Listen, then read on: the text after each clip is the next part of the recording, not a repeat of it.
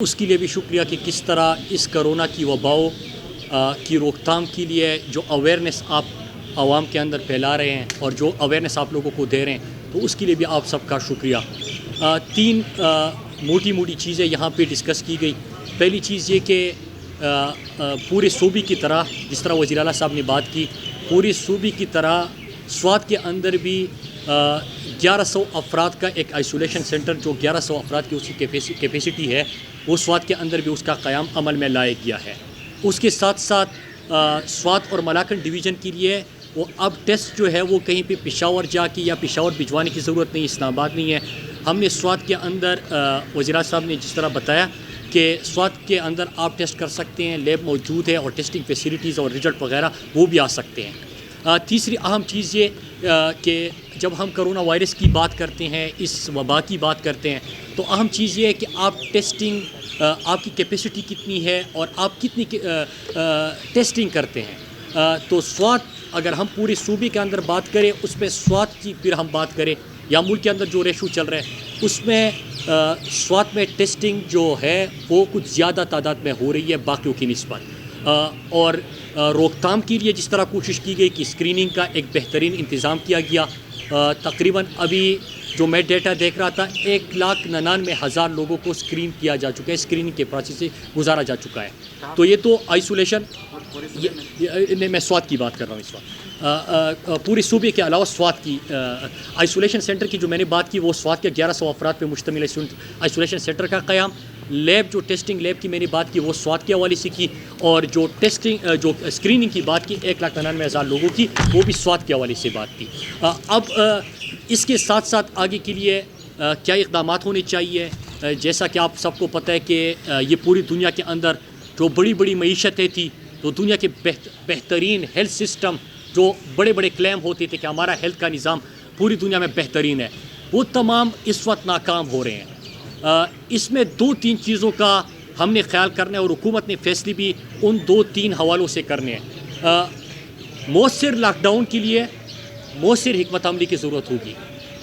اور مؤثر حکمت عملی کیا ہو سکتی ہے کہ کیا جب آپ لاک ڈاؤن کریں گے تو اس میں آپ اپنے لوگوں کو، جو غریب طبقہ ہے، جو ڈیلی ویجرز ہیں، جو روزمرہ کی دیہڑی کے اوپر اپنی مزدوری کر کے اپنے بچوں کے لیے 2 وقت کا کھانا لے کے جا سکتے تھے، ان کی آپ کیا سوچتے ہیں؟ تو میں احساس پروگرام کی اسپیشل یہاں پہ بات کروں گا کہ سوات میں 57,000، اس طرح 1,20,00,000 لوگوں کو احساس پروگرام پورے پاکستان کے اندر لوگوں کو احساس کفالت کے تھرو 12,000 روپے دیں گے جو ضرورت مند ہے، اور 8171 میسیج کے اوپر جنہوں نے اپلائی کیا تھا۔ اگر کوئی ضرورت مند ابھی بھی رہ گیا ہے تو میں آپ دوستوں کے تھرو ان کو بتانا چاہتا ہوں کہ آپ لوگوں کو بتائیں کہ 19 اپریل تک وہ خود کو رجسٹر کر سکتے ہیں، تو ابھی اس میں 2-3 دن ہے، تو آپ اس کے لیے بھی اپلائی کر سکتے ہیں۔ سوات میں 57,000 لوگوں کو احساس کفالت کے تھرو یا احساس ایمرجنسی کیش کے تھرو یہ ریلیف دیا جائے گا۔ لیکن اس کے ساتھ ساتھ میں پورے پاکستان میں، جس طرح عمران خان صاحب ہمیشہ کہتے ہیں کہ ہم نے اپنے مزدور، دیہڑی دار، ریڑے والا، ٹیکسی والا، رکشے والا، جو سب سے زیادہ متاثر ہوئے، کیونکہ آپ کا روزگار بند ہو گیا، آپ کے پاس تو جمع پونجی نہیں تھی کہ آپ کیا کریں گے، تو لہٰذا وہ متاثر ہوا۔ تو وہاں پہ جس طرح کے پروگرام آ رہے ہیں، ہم نے سوات کے لوگوں کے لیے صوبے کے اندر بھی سی ایم صاحب نے اپنی طرف سے بھی 12 بلین کا پیکیج دیا ہے، جو 13 بلین کا، جس میں جو لوگ احساس سے رہ جائیں گے ان لوگوں کو پھر صوبائی حکومت کی طرف سے بھی امداد دی جائے گی۔ میں اپنے سوات کے لوگوں کو ایک خصوصاً اپنی طرف سے بھی اور آپ سب کو بھی، آپ سب کے تھرو میں پیغام دینا چاہتا ہوں کہ ہم نے بڑے مشکلات دیکھے تھے، ہم نے سوات آپریشن دیکھا تھا، ہم نے زلزلہ اور بہت مشکلات ہمارے اوپر گزری ہے، لہٰذا ہم نے فیصلہ کیا ہے۔ اچھا، میں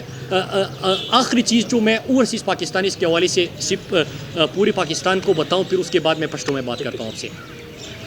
ایک یہ کہ 40,000 تک لوگ جو پاکستان کے ہیں، اوورسیز منسٹری نے ایک کام شروع کیا کہ جو پاکستانی پھنسے ہوئے ہیں باہر ملکوں میں، تو ان کو واپس لانے کے لیے کیا اقدامات کیے جائیں۔ ان کو نمبر دیا گیا کہ آپ اس نمبر کے تھرو خود کو رجسٹر کر سکتے ہیں، کیونکہ UAE میں آپ کو پتہ ہوگا کہ بہت سارے لوگ جو ہے وہ روزگار سے نکالے جا چکے ہیں، اور ان کے اوپر بڑا پریشر ہے، کیونکہ وہ وہاں پہ بھی نہیں رہ سکتے، واپس آ بھی نہیں سکتے۔ لہٰذا اس کا بھی فیصلہ ہوا ہے کہ پروازوں کا آغاز شروع ہو جائے گا، اور اس میں لوگوں کو کہا گیا کہ آپ اپلائی کریں گے اور آپ کو واپس ہم انشاءاللہ لے کے آئیں گے۔ لیکن میں آپ کو یہ بتاؤں کہ تقریباً 40,000 سے زیادہ لوگوں نے اس وقت تک اپلائی کیا ہوا ہے، تو وہ پریشر بھی ہے۔ ہم ان کا بھی پوچھ رہے ہیں کہ جن لوگوں نے پاسپورٹ بنایا ہے، یہ احساس کفالت، آپ کو یاد ہوگا کہ پاکستان کے اندر پہلا بیسٹ والا جو پروٹیکشن، سوشل پروٹیکشن کا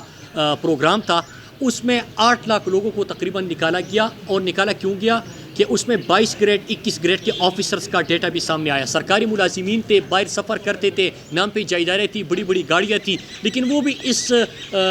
سے فائدہ اٹھا رہے تھے۔ جو ضرورت مند طبقہ تھا وہ رہ جاتا۔ لہٰذا پاسپورٹ کی شرط بھی اس لیے رکھی گئی تھی کیونکہ آپ نے ایک سسٹم دے کے، وہ ایک سسٹم سے گزار کے پراپر سائنٹیفک طریقے سے آپ نے اس کی اسکروٹنی کرنی تھی۔ لیکن جب یہ شکایت موصول ہوئی، کیونکہ ہمارا اپنے علاقوں کی اگر ہم بات کریں، ہمارا جو کلچر ہے، ہمارے جو پشتون لوگ ہوتے ہیں، ہم پاسپورٹ بنا لیتے، لیکن ضرور نہیں ہوتا کہ اس کے اوپر کسی نے سفر کیا ہو، کسی سے قرضہ لے لیا، عمرے کے ویزے پہ گئے پھر واپس آئے، تو ان کا تو یہاں پہ کچھ نہیں ہے۔ تو ان لوگوں کو بھی احساس پروگرام نے بات کی ہے، پرائم منسٹر صاحب کے سامنے ڈسکس ہو چکا ہے، اور آگے جو احساس آ رہا ہے ہم اس کو کس طرح بہتر کر سکتے ہیں وہ بھی ہوگا۔